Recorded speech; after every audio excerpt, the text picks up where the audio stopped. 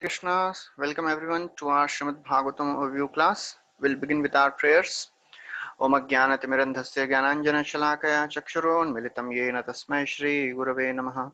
Shri Chaitanya Manobhishtam Sthapitam Yena Bhutale Swayam Rupa Kadamahyam Dadati Swapadantikam Vandeham Shri Guru Shri Yuta Padakamalam Shri Gurun Vaishnavamscha Shri Rupam Sagrajatam Sahagana Raghunathanvitam Tam Sajivam Sadvaitam Savadutam Parijana Sahitam Krishna Chaitanya Devam Shri Radha Krishna Padan Sahagana Lalita Shri Vishakhan Vitamscha He Krishna Karuna Sindhu Dinabandhu Jagatpate Gopesha Gopika Kanta Radha Kanta Namostute Tapta Kanchana Gaurangi Radhe Vrindavaneshwari Vrishabhanu Devi Pranamami Haripriye वाञ्छाकल्पतरुभ्यश्च कृपा सिन्धुभ्य एव च पतितानां पावनेभ्यो वैष्णवेभ्यो नमो नमः नमो विष्णुपादाय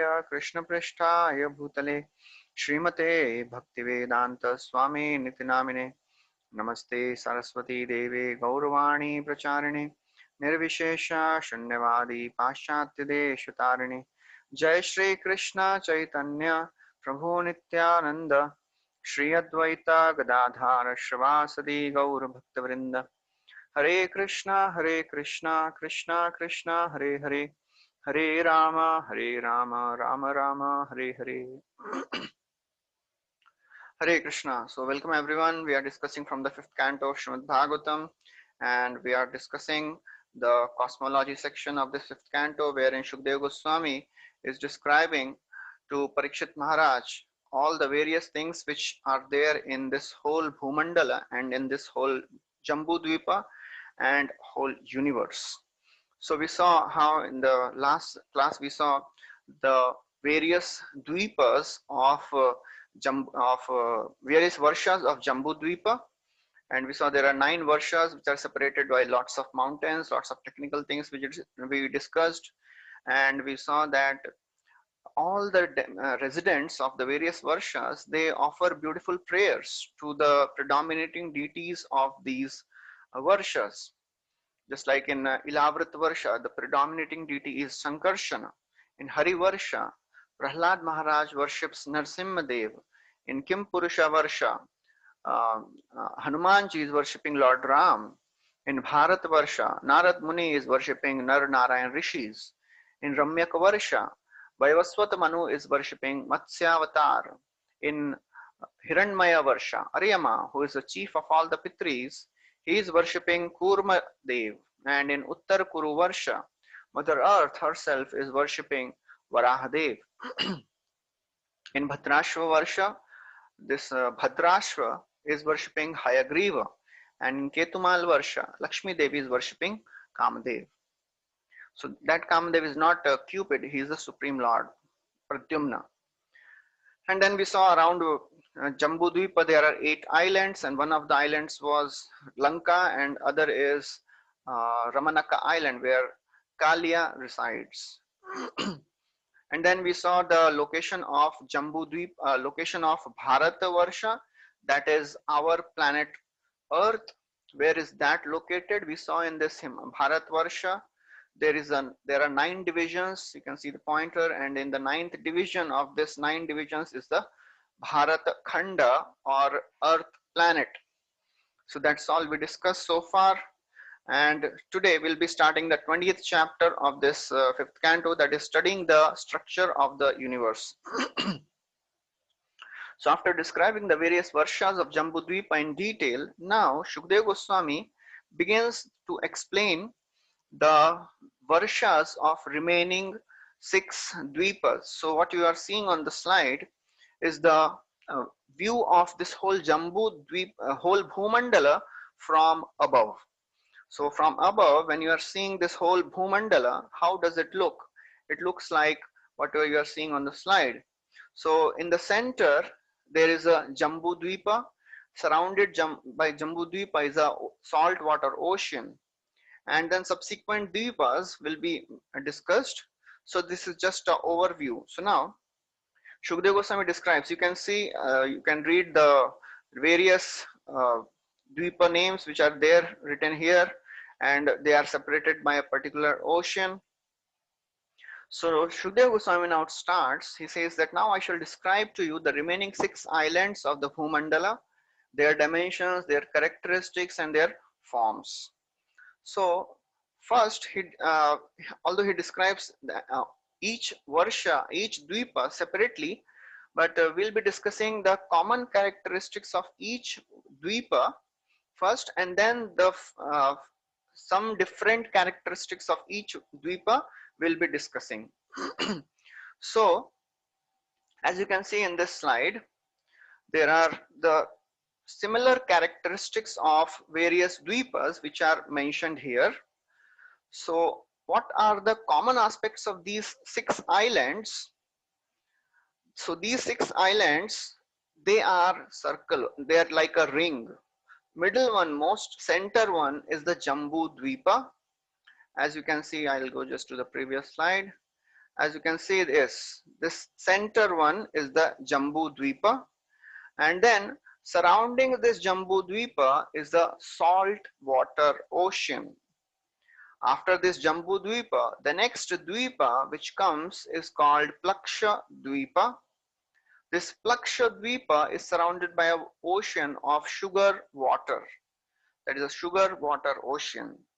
And then surrounding this sugar water ocean is a ring of another Dvipa called Shalmali Dvipa, which is surrounded by an ocean of liquor. So as you can see, this is the ocean of liquor. And then surrounding this ocean of liquor, there is another Dvipa called Kusha Dvipa.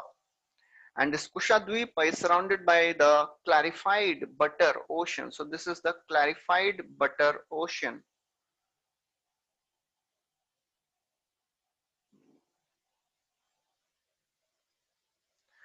Okay, so this is the clarified butter ocean surrounding this Kusha Dvipa. After this Kusha Dvipa, this is another Dvipa called Krauncha Dvipa. And Krauncha Dvipa, this whole circle, this whole ring is called Krauncha Dvipa. And surrounding this ring is a ocean of milk. So we have heard, we'll discuss in the 8th canto, the Samudra Manthan Leela, where demons and the Devatas, they churned the milk ocean. Which was that milk ocean? That was this milk ocean which they churned. So this is the milk ocean which was churned by the Devatas and the Rakshasas, and various things came out of that milk ocean. And surrounding this milk ocean is another Dvipa called Shaka Dvipa. So this is the Shaka Dvipa, and surrounding the Shaka Dvipa there is another ocean of yogurt, emulsified yogurt. Surrounding this emulsified yogurt ocean there is another Dvipa that is called Pushkar Dvipa. This is the last Dvipa. So this is the last Dvipa of the 7 Dvipas. And on this Pushkar Dvipa, there is something interesting. As you can see, on this Pushkar Dvipa, there is a range of mountain, concentric range of mountain.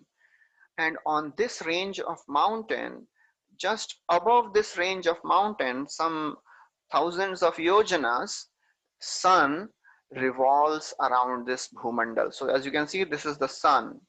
And the sun revolves around just above this Manasottara mountain. So this mountain is called Manasottara mountain. And then after this Pushkar Dvipa, there is an ocean of sweet drinking water. After this, whatever is there, we'll discuss after some time. So now we'll see the common characteristics of all these Dvipas. So as we saw, that Jambu Dvipa is surrounded by saltwater ocean. So the width of the ocean, I'll just go,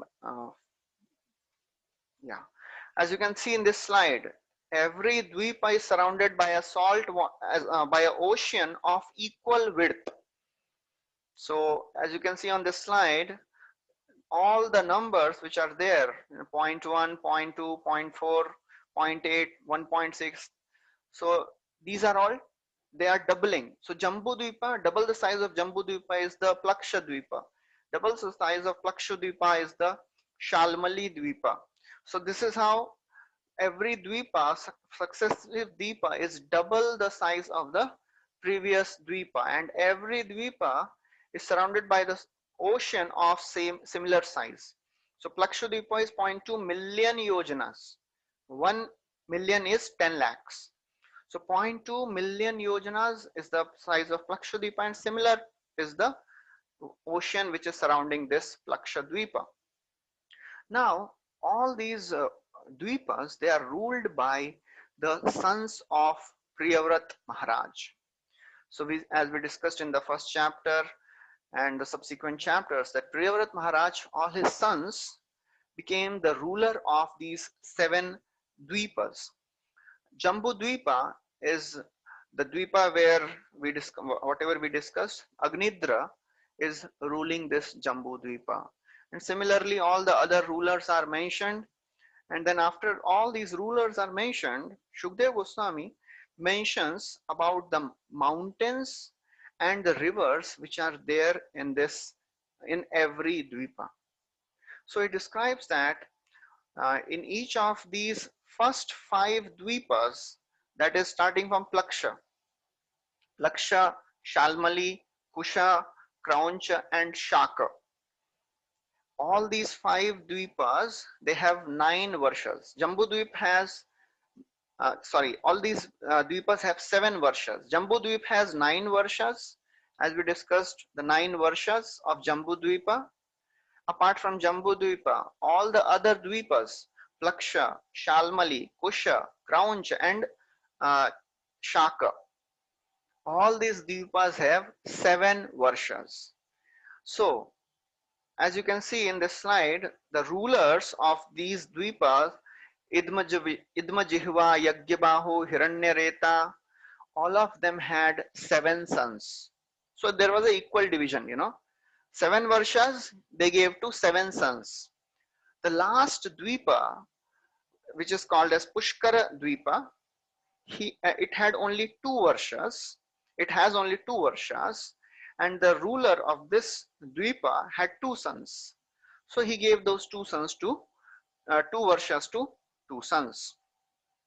So this is the description of the various rulers, the ocean, and there are various types of rivers we'll be discussing. Each of these dvipas have inhabitants who are staying there, and all the inhabitants of these dvipas, they have very high extraordinary longevity, sensory prowess, they are physically very strong, they are very intelligent, and they are very brave. And the inhabitants of these, they worship the various they worship Supreme Lord in the form of various devatas like sun, moon, Agni, Varuna, all this. So we'll discuss that also in some time. So now after this, now we'll go to zoom out, the center one. As you can see, the center one is the Jambu Dvipa. So this is the Sumeru mountain. Center one, this one is the Jambu Dvipa. In Jambu Dvipa, we saw there are 9 varshas. So surrounding this Jambu Dvipa, there is a salt water ocean. As you can see, this salt water ocean is there, which surrounds Jambu Dvipa. Surrounded by salt water ocean, there is another Dvipa called Plaksha Dvipa. So this is the Plaksha Dvipa. So this Plaksha Dvipa, it has 7 mountains. As you can see, all these things which are here, the images, they are the mountains, and from these mountains 7 rivers they come up. So as you can see, these are the 7 rivers which are there in this whole Plaksha Dvipa. So the residents of these Plaksha Dvipa, they are various types of residents, and the name of these residents are also given. The residents of this Plaksha Dvipa, they live for 1000 1000 years, and they are very beautiful like devatas, And like Devatas, they beget children only once at the end of their lives. And they keep on performing lots of ritualistic ceremonies to please the various Devatas. And the presiding deity of this Plakshadvipa is Sun God. So now, this is the another slide by which you can see Mount Meru is a part of Jambudvipa. Yes, you know, that is the center of Mount Meru is the Jambudvipa. You know, so Jambudvipa is the center. I'll just go back. Okay. As you can see, this is the Jambudvipa. Center of the Jambudvipa, this golden part is the Mount Meru. Okay. Now, so apart from this Jambudvipa, from second to sixth Dvipas, they are there on this slide. So on each Dvipa, there are 7 mountains as we discussed. And the names of all these mountains, Shukdev Goswami describes. And then there are rivers which are coming from all these mountains. The names of these rivers are also described here. And then in each Dvipa, there are 4 castes of people who stay. And who all are staying there? They are also described in the 3rd section. So now, after this, you know, the Plaksha Dvipa is described. So as you can see, in the center there is Jambudvipa, there is Mount Sumeru, which is surrounded by this saltwater ocean.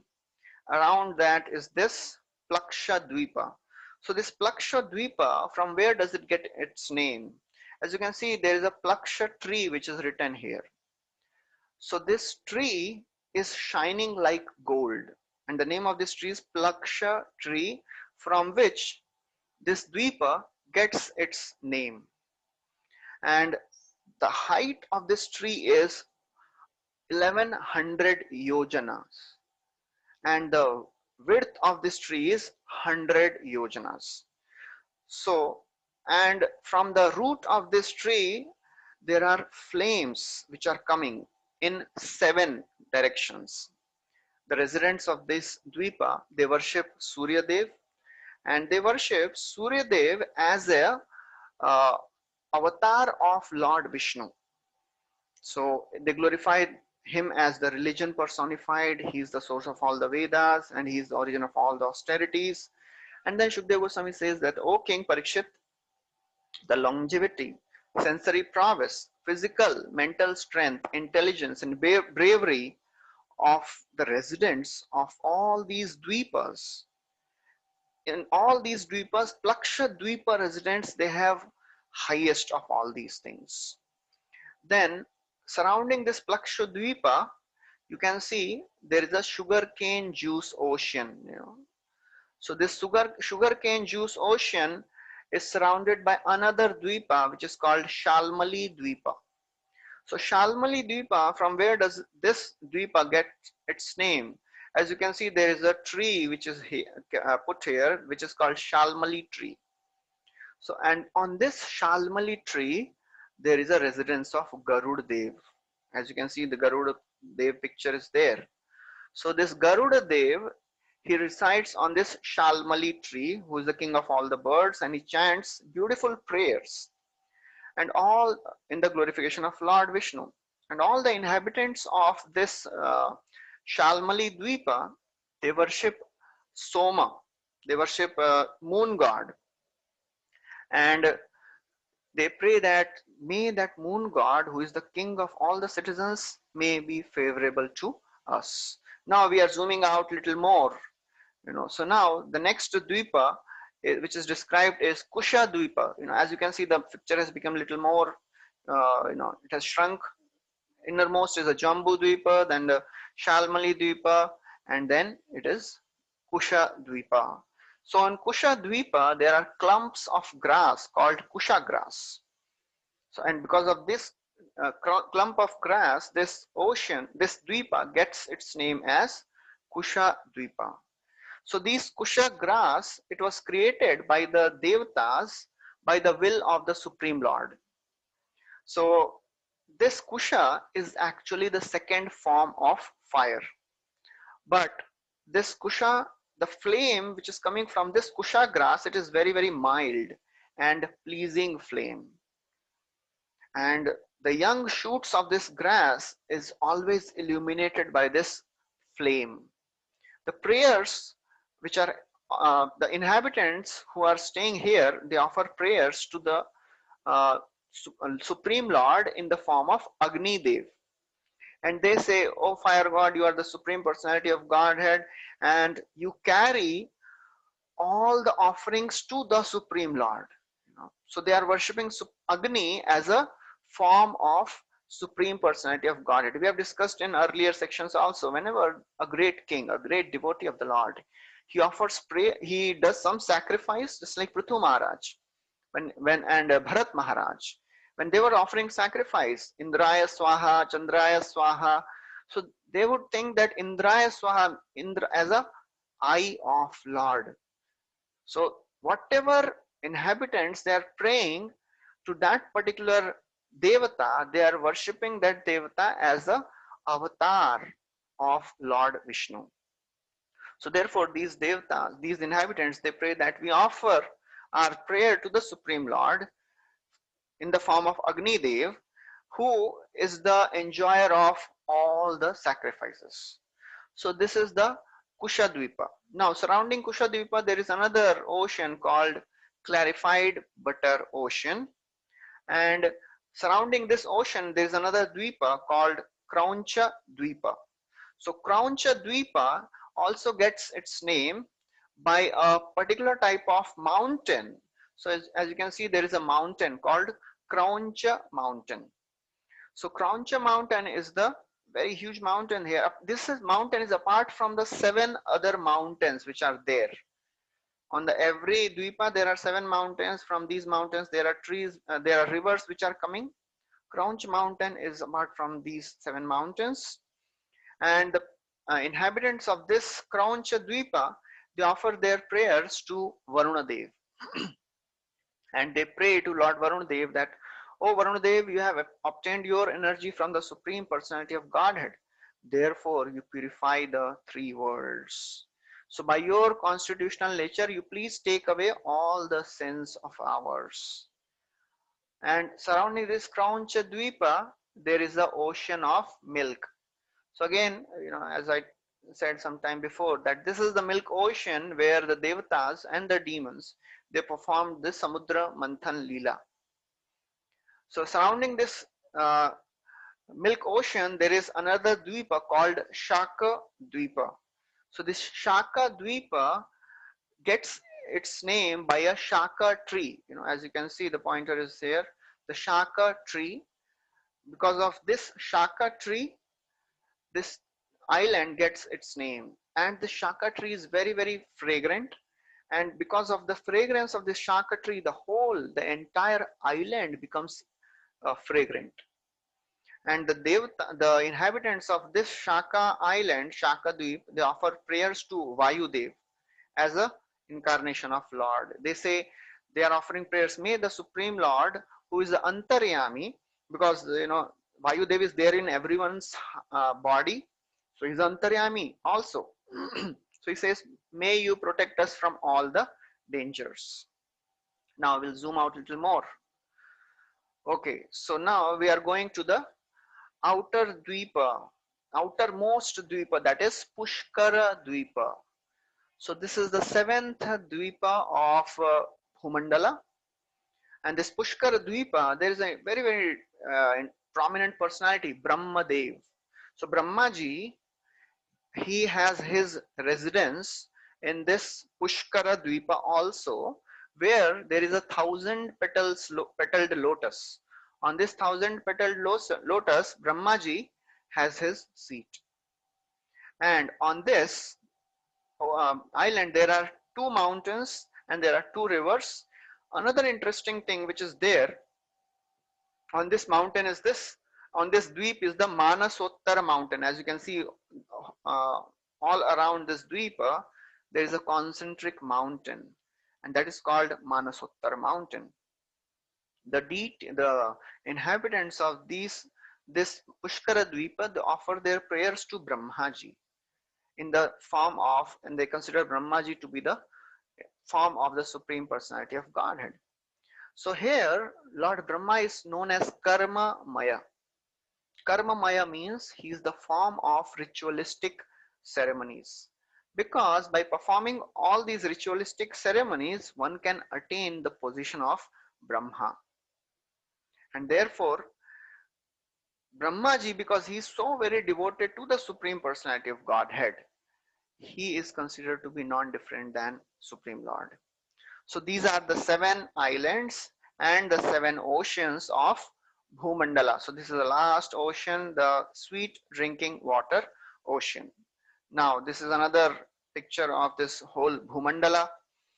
In between Jambudvipa, then ocean, then after that the further dvipas are there, Kushadvipa, and then Prauncha, Shaka, before that Shalmali and all these things. So this is another picture which is made by one devotee. So this is the now this is another picture, the close-up view of whatever we have seen. So on this last Dvipa, there is a mountain which is called Manasottara mountain, as the pointer is there. The Manasottara mountain is in the middle of this Pushkar Dvipa. As you can see, the width of this Pushkar Dvipa, in the middle of this Pushkar Dvipa, there is a mountain range called Manasottara mountain. And this Manasottara mountain is very, very important because it forms the boundary between the inner and outer parts of this island. On this mountain range, the sun travels at a certain distance. Another important thing which is there on this mountain range is, as you can see, there are numbers which are written 1, 2, 3, and 4. So on this mountain range, there are townships of the prominent devatas. The abode of Indra is there, as you can see the pointer, Devdhani. Abode of Yamaraj is there, which is called Samyamani. Abode of Varuna is there, which is called Nimalochani. And abode of moon is called Vibhavari. So we saw on the top of Mount Meru also, all these devatas, they had their townships.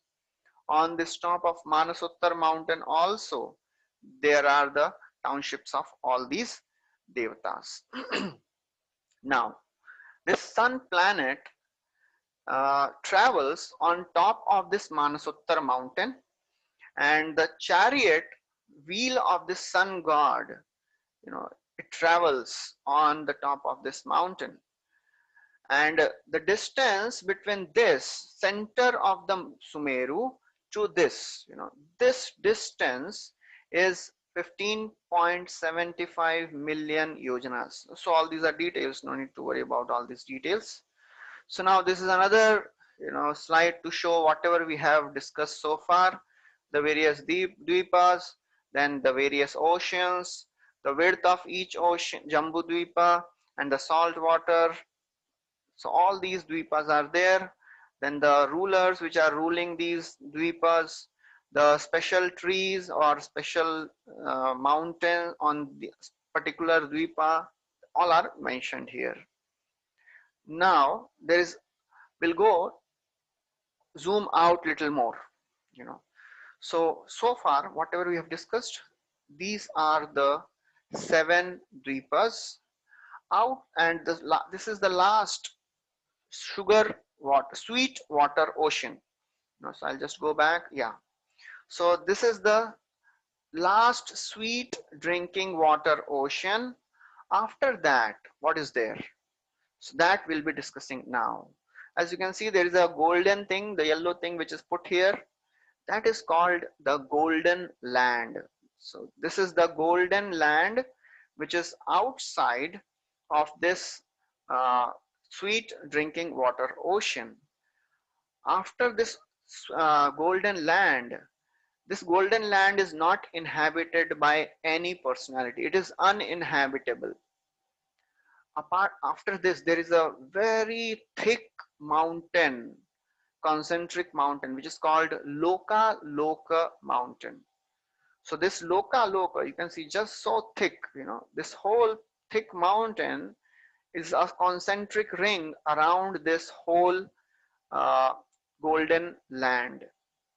And this mountain is a tract between, as I said, sugar water ocean and the outer part. This outer part and this middle of the Bhumandala is separated by this Loka mountain.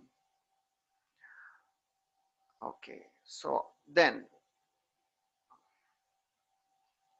so this is the section you are seeing from above, So this is the above view, the bird's eye view of this whole Bhumandala from top.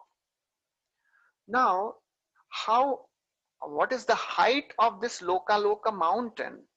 This Loka mountain, as you can see now, So this Loka mountain, it extends up to the Swarga Loka, So this is the whole Loka mountain. This is the Bhumandala, and this is such a thick mountain, and this Loka mountain is such a huge mountain.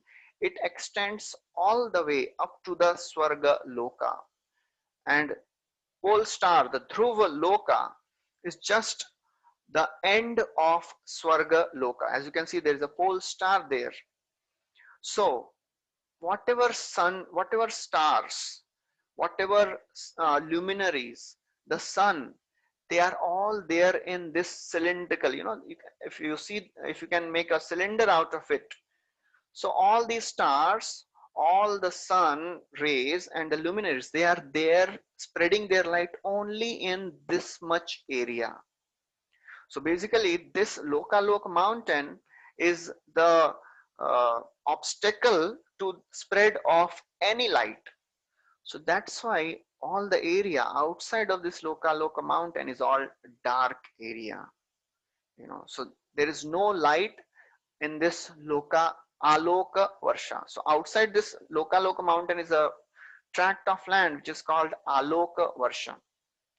Now, Shukdev Goswami describes that on top of this Loka mountain, and the four directions, there are four Gajapatis, the four great elephants which are there to balance this whole Bhumandala. And who are these four elephants? Their name is also mentioned: Rishabha, Pushkarachuda, Vamana, and Aparajita. So these are the four mountains.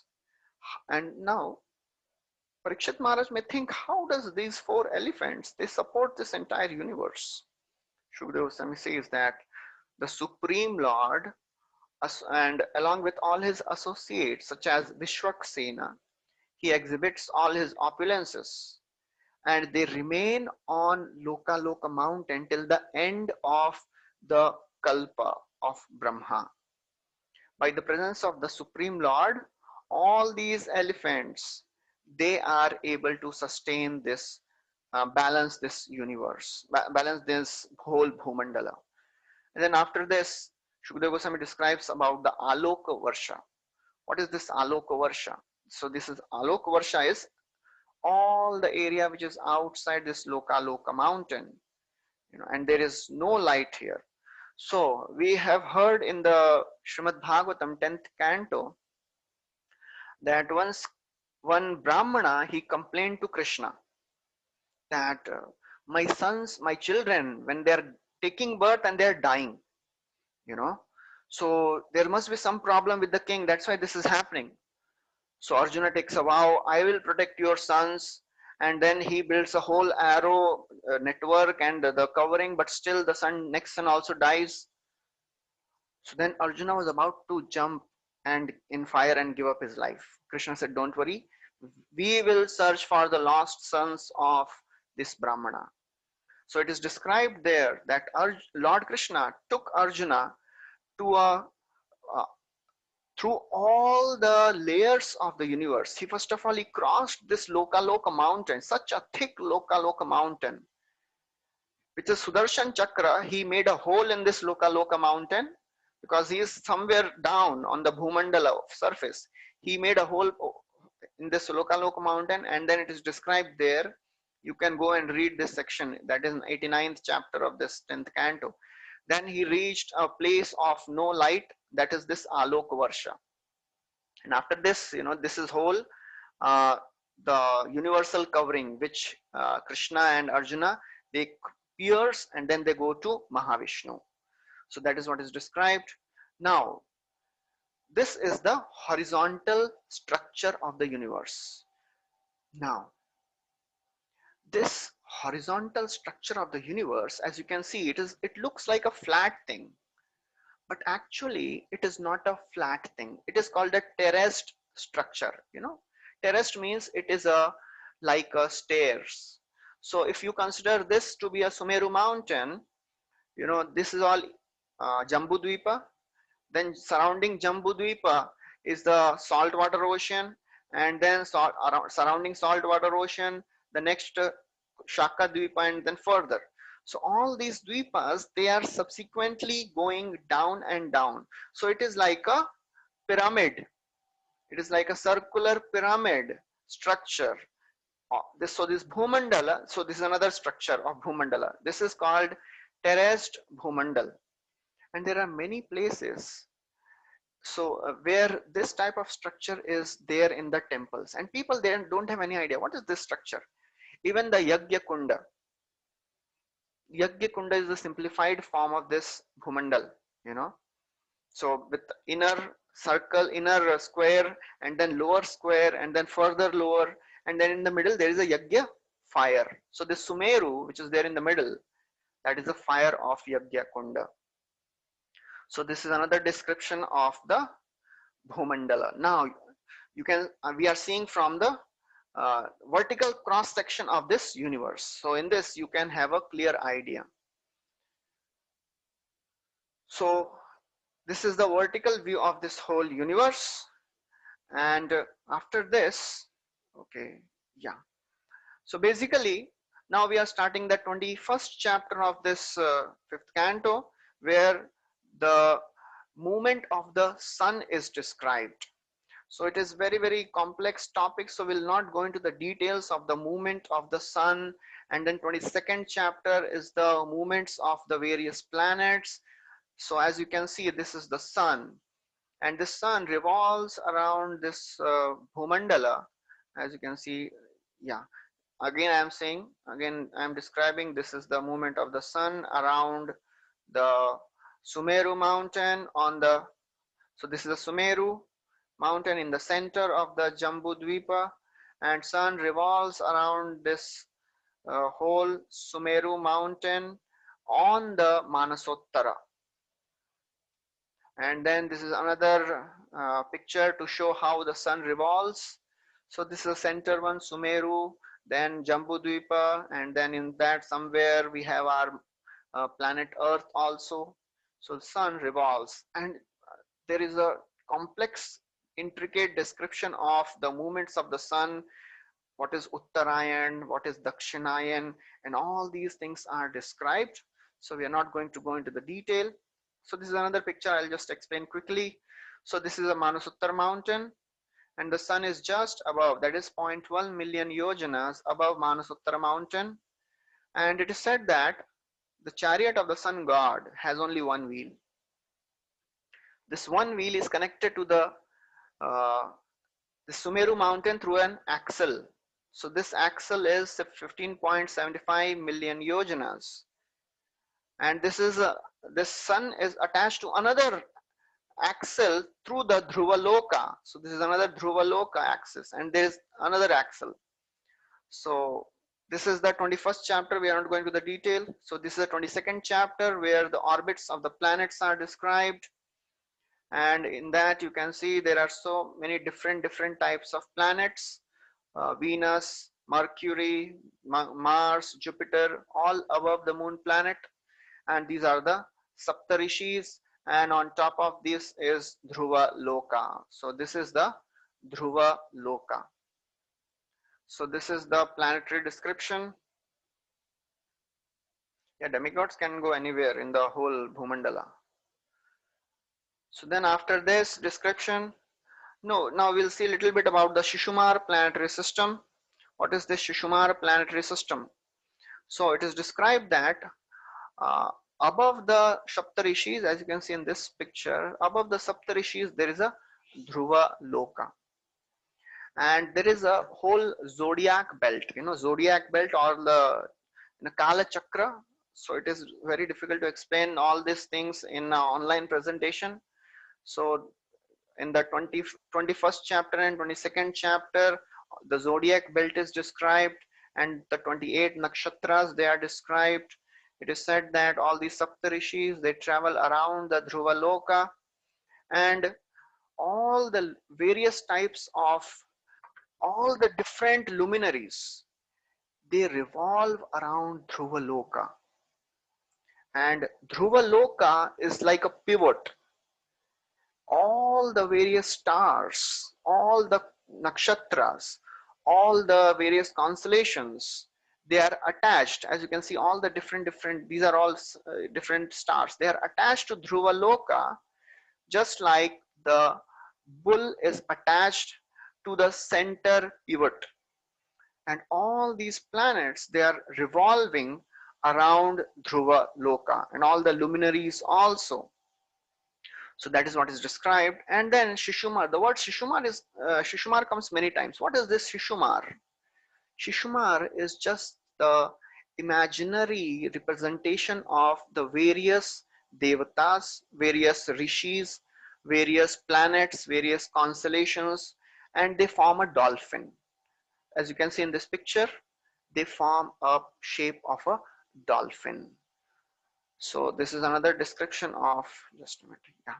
So this is the another description of the different parts on the body of this dolphin.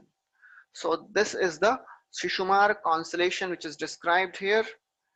And then after this, this is another, just, yeah, this is another presentation of what is Kala Chakra, how Kala Chakra is inclined and all that. It is very complex, we'll not go into the detail. Now, after describing everything in the last section of the 22nd chapter, Shukadeva Goswami describes that why he is describing this Shishumar planet. So this body of Shishumar is the external form of the Supreme Personality of Godhead. As we had discussed in the second canto, the Virata Rupa. What is Virata Rupa? Sthule Bhagavato Rupe. This is the gross form of the Supreme Personality, external manifestation. So the attached yogi, Virata Rupa meditator, he meditates on this form of the Lord. And this form is Sarva Devata Mayam Rupam. Sarva Devata Mayam, So we just go back here. So you can see in this slide, all the various devatas, they are put on the various parts of this dolphin. So this is Sarva Devata Mayam Rupam of the Supreme Lord. That is the external feature. And the saint and this Virata Rupa meditator, he worships this form by offering these prayers. My obeisances unto you who have assumed this form, and this is the form of time. Resting upon you are all the planets, the master of all the devatas, and I meditate upon you. What is the result of such type of worship? The result of such type of worship by this Virata Rupa meditator is, Sukadeva Goswami says, one who chants this mantra, the above mantra, I meditate on your form, who is the form of all the devatas and all that, 3 times a day, one who worships with this mantra 3 times a day, to worship that Supreme Person and remembering his form, the result is he becomes free from all the sinful reactions. So this is the Shishumar planetary systems. What about other upper planetary systems? Bhagavatam does not describe that. Bhagavatam does not describe the upper planetary systems, but this is just a description which is there in other parts of Bhagavatam. Somewhere it is written, above the Shishumar planetary system is the Dhruva Loka. Above Dhruva Loka is Mahar Loka, where all the great rishis and the sages they reside. Then after that is the Jana Loka, where sages like Bhrigu Muni they live. Above Jana Loka is the Tapaloka. Tapaloka is the place where all the Kumaras, all the rishis and the Kumaras they reside. Above Tapaloka is the Satya Loka. Satya Loka is the abode of Lord Brahma. After this Satya Loka, there is little space which is left, and then the universal coverings start. There are 7 layers of universe: earth, water, fire, ether, false ego, and mahatattva. Each layer is 10 times bigger than the previous one. So this is the end of the 22nd chapter and the 23rd chapter, sorry. So now above everything is described. Now we are going below. Now, what is there in the subterranean heavenly planets? That is the 24th chapter. So this 24th chapter describes the planets which are below sun and above the earth. So now this is a little confusing, as we saw that this Bhumandala is a terraced structure. It is like a pyramid. So, and sun god is here, 1 lakh yojanas above Manasottara mountain. So sun god is actually in line with our earth, you know. So our Bhukhanda is somewhere here. So sun god is in the same line as our earth. And that's why when the sun goes above, it is called Uttarayan. Sun goes below, that is called Dakshinayan. So another technical details, no need to worry about all that. So Shukadeva Goswami describes that below earth, below sun, you know, the sun is this. So below sun, the 10,000 yojanas below sun is the Rahu. So Rahu is still here, you know, Rahu Ketu, that Rahu. And this Rahu moves all around the Bhumandala like one of the stars. So this is the movement of the Rahu around the planet, around the Sumeru mountain. And the presiding deity of this planet of Rahu is the son of Simhika. And this Rahu, he is the most abominable of all the Rakshasas, all the Asuras. And he has attained this position by the grace of Lord. And this Rahu covers the moon and sun, because when the Rahu, and that's why the eclipse happens.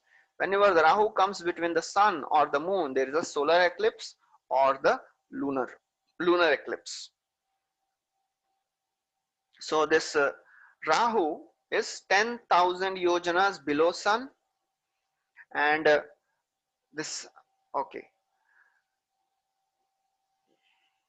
below that Rahu is another 10,000 yojanas. There is a place where Siddhas, Charanas and Vidyadharas, they reside. So we know the famous Vidyadharas, Siddhas and Charanas, they reside below sun level, below 20,000 yojanas below the level of the sun god. And then below these Siddhas, Charanas and Vidyadharas, another 79,900 yojanas below these Siddhas and Charanas, there is the place where Yakshas and Rakshasas, they reside. And then there is just 100 yojanas which is still remaining. So, you know, we know there are 7, there is a Bhuloka, Bhuvarloka, Swargaloka. I'll just go back. Yeah. Bhuloka means our Bhumandala. Bhuvarloka is above. Then above Bhuvarloka is Swargaloka. Above Swargaloka is Maharloka, Janaloka, Tapaloka and Satyaloka. So what is this Bhuvarloka? Bhuvarloka is this area which is below the level of sun, above the level of Bhumandala. So this 1 lakh yojanas is called Bhuvarloka. Okay, this is the planet below the sun, above the earth. So now this is another, you know, second time I'm showing this so that you get a proper understanding of what is Bhuvarloka. As you can see, this is the this is mentioning about what is Bhuvarloka. So this distance is called Bhuvarloka. So as you can see in this picture, these are the Loka mountains, huge mountains, and all the luminaries, they are between these Loka mountains. So this is a cross section. So the two Loka mountains, although it is the same circular mountain, all the luminaries up to the Saptarishi and Dhruvaloka, they are within this Loka mountains.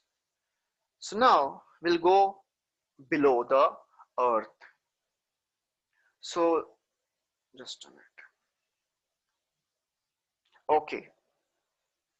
Now the interesting thing to note that, as you can see, this is a Bhumandala. So the 7 lower planetary systems, the 6 lower planetary systems, they are inside the earth Bhumandala. As you can see in this picture, they are like the holes in the earth. So this Bhumandala is like a pyramid shaped structure, and the lower planetary systems, Atala, Vitala, Sutala, Talatala, Rasatala, Mahatala, Patala, and all that, they are inside the Bhumandala. They are not the separate planets below Bhumandala, they are inside Bhumandala. That's why they are also called as Bil Swarga. Bil bolte hain na Hindi mein, Bil, सांप का bill. So they are called Bila Swarga. Bil Swarg means the opulence there is like a heaven. They are all heavenly abodes, although they are like all underground tunnels, they are heavenly. So this is another picture to describe what is the site, what are the locations of various lower planetary systems. There are 7 lower planetary systems. So now Shukdev Goswami starts the description.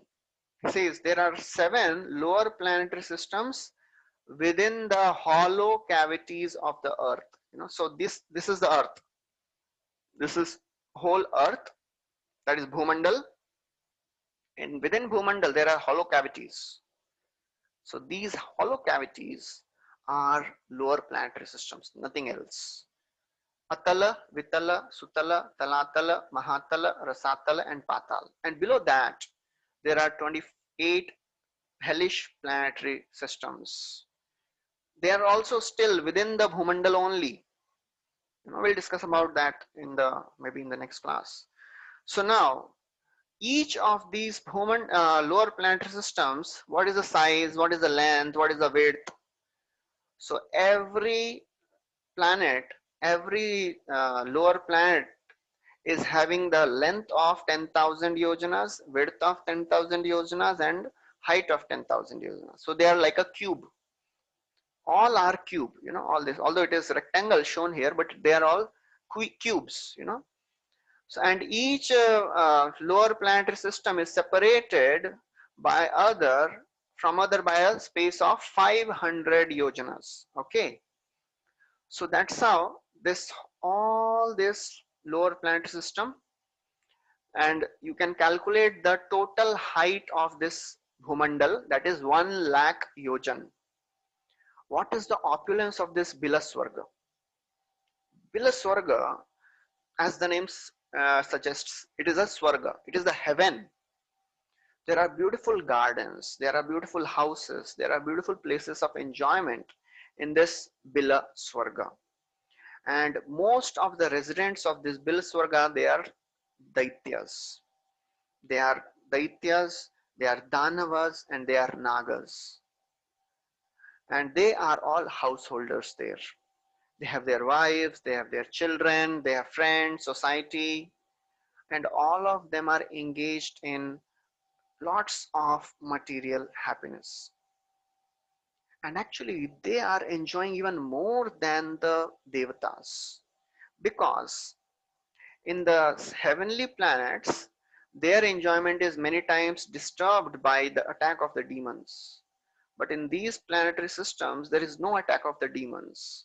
So they have their enjoyment which is without any disturbance. And that's why they are very, very attached to all these happiness.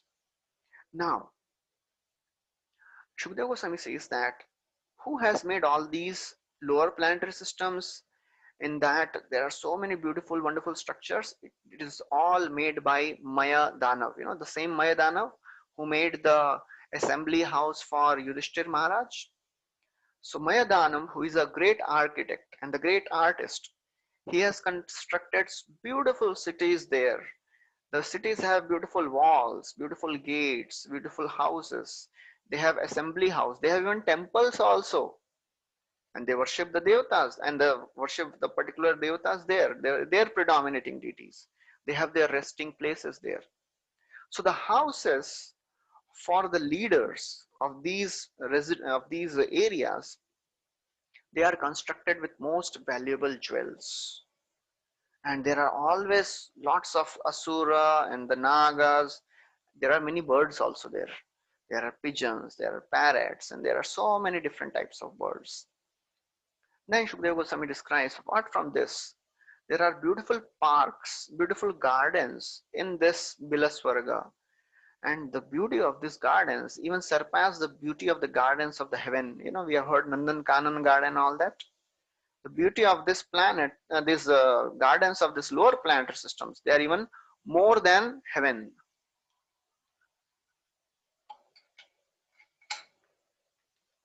And in that garden, there are lots of beautiful fruit bearing trees and the flowers, and there are lakes and reservoirs which are full of crystal clear water. There are fishes which are jumping, and there are chakravaka and the other flower and the other birds which are there. So all these descriptions are there. Interestingly, Shukadeva Goswami says that in these lower planetary systems there is no sunshine. Therefore, they don't have the fear of time, because they don't know when the time is passing. Sunrise nahi hai, sunset nahi hai, all same. So they don't even realize that the time is passing by. So therefore, the fear which is created by time does not exist in the lower planetary systems.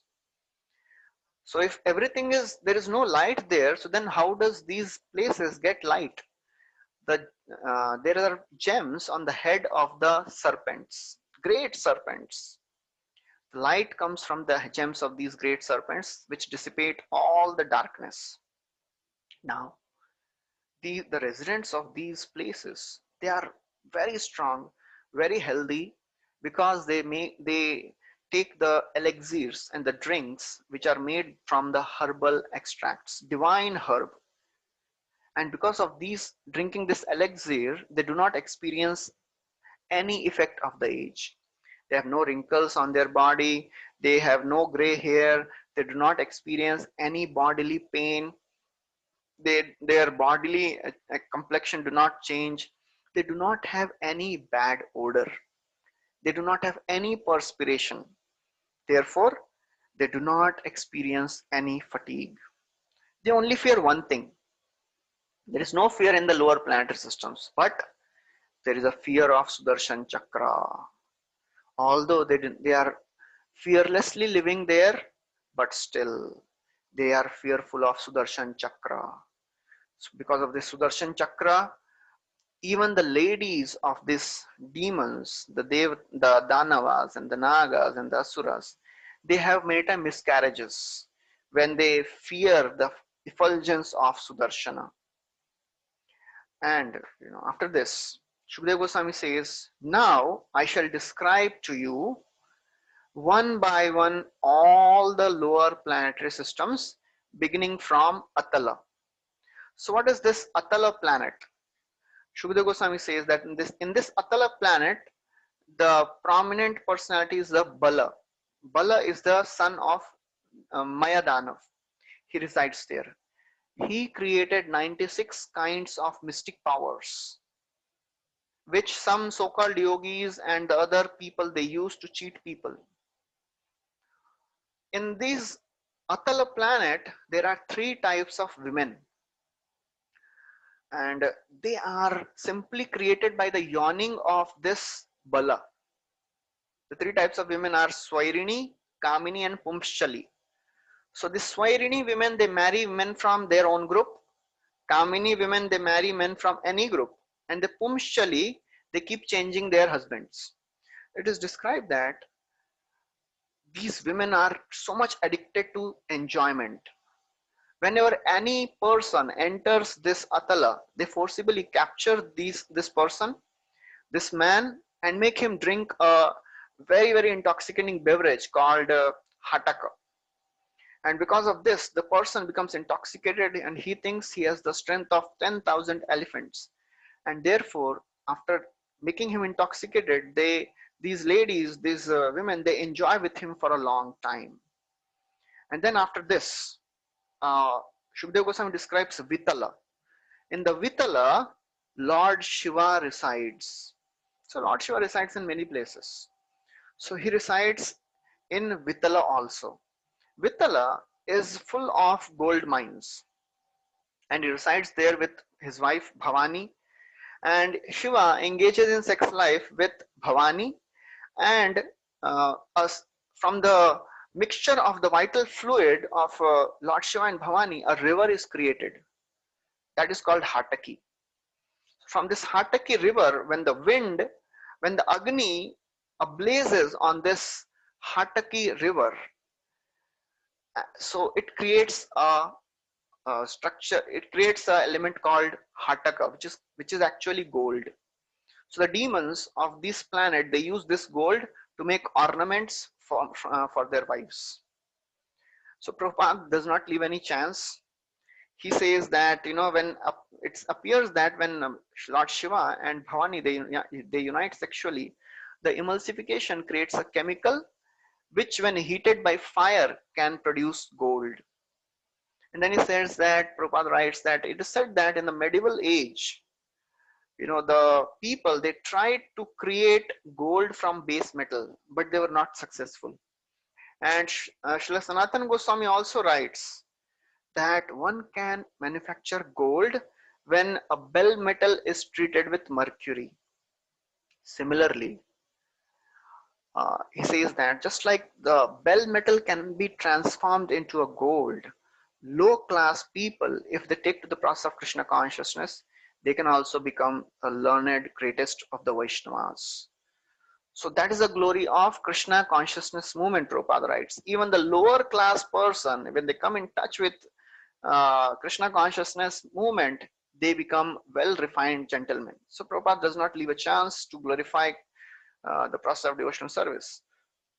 After describing this Vitala planet, now very interesting planet comes, that is the Sutal. Sutala is the abode where Bali Maharaj resides. So Sutala planet is, Shukdev Goswami glorifies Bali Maharaj in this section, and he describes the whole pastime of Bali Maharaj in a very short, in a brief way, and he says that Bali Maharaj still resides there in the Sutala planet. And for Indra's sake, although Lord Vaman, he tricked Bali Maharaj, but because of the devotion of Bali Maharaj, he is there residing in Sutala, guarding this Sutala planet. And actually, Lord Vamana, he made this Bali Maharaj even more richer, more opulent than Indra also. And therefore, Bali Maharaj, he worships Lord Vamana with a fearless heart. And then Shukdev Goswami says, what is the real opulence of Bali Maharaj? The opulence of Sutala is not the real opulence of Bali. Opulence of Bali Maharaj is, he has no attraction for all the material opulence. Only attraction of Bali Maharaj is his pure devotional service to the Supreme Lord. Because the mere attainment of all these heavenly planets, lower planetary systems, it is not the real opulence. The real opulence is to become the pure devotee of the Lord. That is the real opulence of Bali Maharaj. And when Shukdev Goswami says, when one becomes a pure devotee of Lord in love, he is immediately, automatically blessed with a great, wealthy material position. This is the real result of the Supreme Lord's devotion. Not the material facilities, but the devotional service unto the Supreme Lord. And all the material opulences, they are the byproduct. Real opulence is devotional. Prema ratana bina daridra jivan dasakar vetan more deha prema dhan. If we have no love for God, if we have no love for Krishna, all the worldly opulence is of no use. That's why, Narottam Das Thakur also says, Prema adhane jatana kari dhana tayaginu hari hari bifale janama guainu. Manushya janama paya radha krishna na bhajiya janiya shuniya vishakhainu. So this is the glory of human form. We can perfect our life by practicing devotional service. But if we don't take advantage of this, then we'll lose the greatest wealth. So that is what Shukdev Goswami is saying. And then Shukdev Goswami says that what to speak of offering the three worlds. The devotional service is so very powerful, even by nama bhas, even by chanting the names of the Lord. Shukdev Goswami now glorifies the holy names of the Lord. He says, even by nama bhas, one can become free from all the sinful activities. And then he glorifies the power of chanting the names of the Lord even once. He says, even while starving, even while falling or stumbling, if one chants the name of the Lord even once, Sakrin Nama Bhir, Sakrin means even once, he becomes free from all the results of sinful reactions. And Prabhupada writes that it is not a fact that one has to offer his material possessions to the Supreme Lord to engage in devotional service. Somebody may think, oh, I think Bali Maharaj had to give everything. This means that I also have to give everything to the Supreme Lord to render devotional service? No. Prabhupada clarifies here. It is not required to offer everything, all the material things. Devotee, he automatically attains liberation without any separate endeavor. He does not have to offer any material thing to the Lord. We have to just offer our devotion. Devotee is not interested in even liberation. Devotee is just interested in worshipping the Lord in pure love. And then Prabhupada, he describes a series of verses from Antelila of Chaitanya Charitamrita, where Haridas Thakur is describing the glories of the holy name. Keha bole naam hoite hoye paap akshay, keha bole naam hoite jiver moksha hoye. Some people say by chanting the names of the Lord, all the sinful reactions go. Some people say by chanting the names one attains liberation. Haridas कहे न नामेर दुई फल नए नामेर phale Krishna pade prema upajay. Haridas Thakur says, no, all these are not the results of holy name, chanting of the names. Namer phal Krishna prema upajay. When we chant the name of the Lord, the love of God, love of Krishna, love for the Supreme Lord arises in the heart.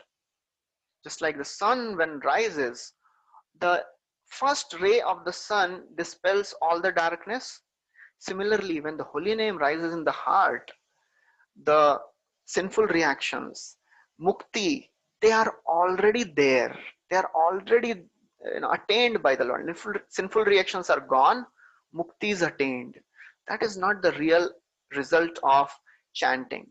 The real result of chanting is one gets the love of God.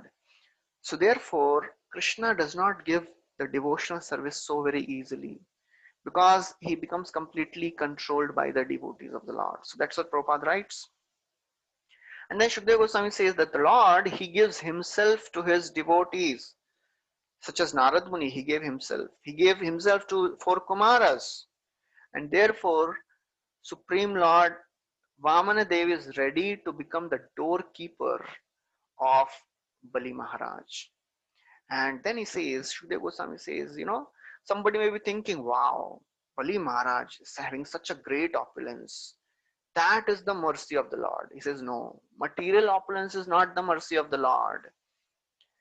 What is the mercy of the Lord? The ability to remember the Supreme Lord is the mercy of the Lord.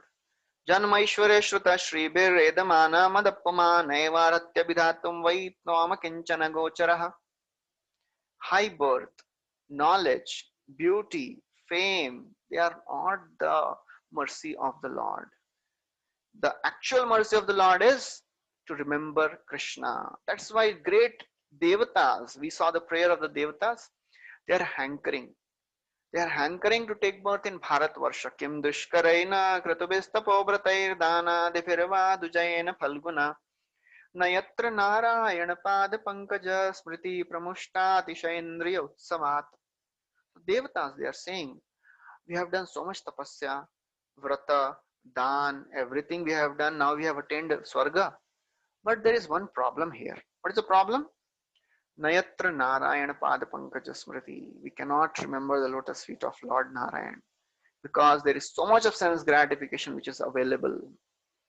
So therefore, the real opulence of a devotee is to the chance to remember Krishna. And then he says, Shukdev Goswami says, although Bali Maharaj was bound, he was thrown in the cave, but he did not, lose his devotional attitude. He prayed to the Supreme Lord. And then he describes the beautiful prayers of Bali Maharaj. He says, actually, wow, very beautiful prayer Bali Maharaj is making here. He says, Indra, he was ignorant of his self-interest. Indra performed so many wonderful yagyas. Supreme Lord appeared as Vamanadev. And what is he asking Vamanadev to do? He is engaging him in asking me for alms. Such a foolish person Indra is. He could have asked for pure devotional service. What is he asking?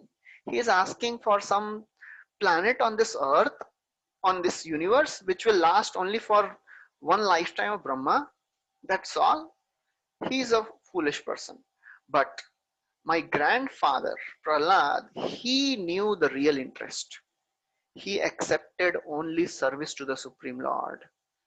So that is the glory, So Bali Maharaj, then he says, actually, I cannot follow Prahlad. In humility, he is saying, he says, I am so very attached to the material things of the world.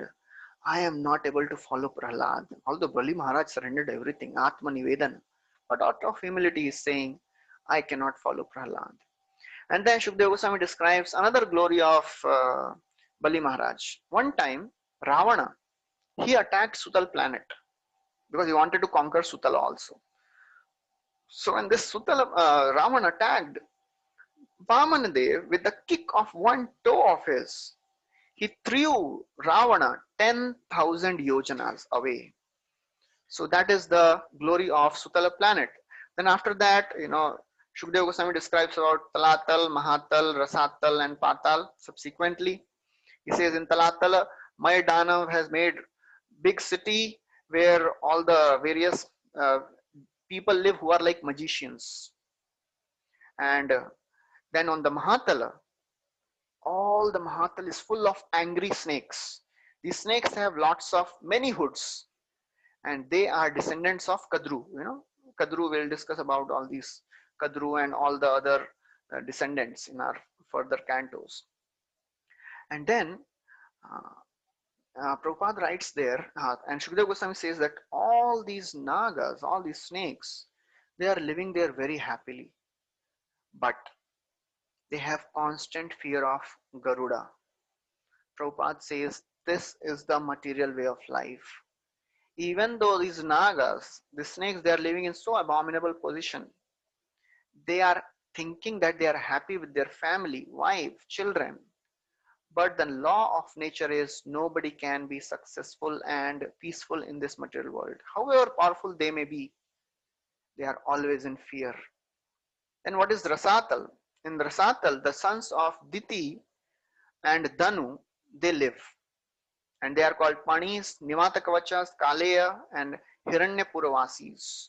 They are very, very cruel. They are always very proud, but they are always defeated by Sudarshana Chakra.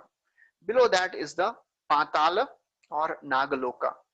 In this Patala, many demoniac serpents live, headed by Shankha, Kulika, Mahashankha, Shweta, Dhananjaya, Dhritarashtra, Shankachuda, Kambala, Ashwatara and Devadatta. The chief of all these nagas is Vasuki, the same Vasuki which was used as a rope in the Samudra Manthan Leela. And these are very, very angry snakes. They have many hoods. Some have 5, some have 10, some have 1,000, some have 100, some have 1,000.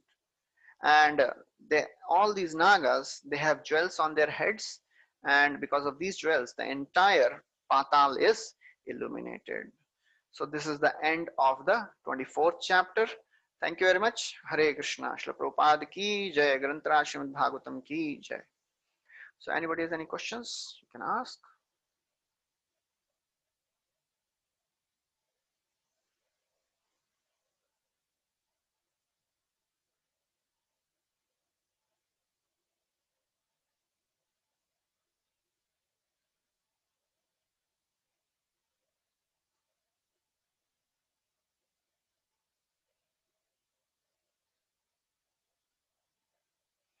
Seventeen. Okay, 14 planetary systems is in all the seven dvipas. So as we discussed, the seven dvipas of Bhumandal, they are the Bhumandal.